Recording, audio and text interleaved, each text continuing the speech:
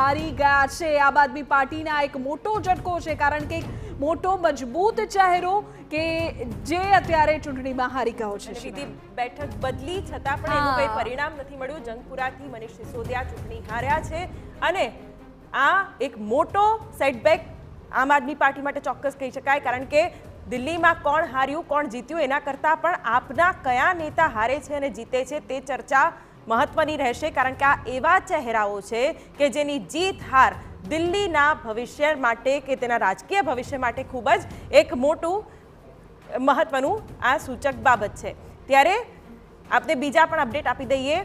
નવી દિલ્હી બેઠક કે જ્યાંથી કેજરીવાલ લડી રહ્યા છે ને એ પણ સતત 9-10 રાઉન્ડથી પાછળ ચાલી રહ્યા છે, એટલે એક બીજું નામ પણ જો અહીં ઉમેરાય છે તો નવાઈ નહીં। સંભાવનાઓ સામે આવી ગઈ છે, કેજરીવાલ પણ હારી શકે છે ચૂંટણી, કારણ કે સતત જે ખૂબ જ ઓછા આંકડાના અંતરથી કેજરીવાલ આગળ પાછળ ચાલ્યા કર્યા છે, પરંતુ કેજરીવાલ પણ હારી શકે તેવી પણ શક્યતા। અજયભાઈ, કેજરીવાલ હારશે તો હવે મને નવાઈ નહીં લાગે, કારણ કે દિલ્હીમાં કેજરીવાલ માટે રાજકીય અસ્તિત્વનો સવાલ છે, તેમ પ્રવેશ કુમાર જે છે એના માટે મુખ્યમંત્રી પદના દાવેદારીનો સવાલ છે, કારણ કે ભારતીય જનતા પાર્ટીએ ઇનડિરેક્ટલી એવો મેસેજ આપ્યો હતો કે જો કેજરીવાલને હરાવે એ મુખ્યમંત્રી બને, અને પ્રવેશ કુમાર વર્માએ એ દાવો ઝીલી લીધો હતો।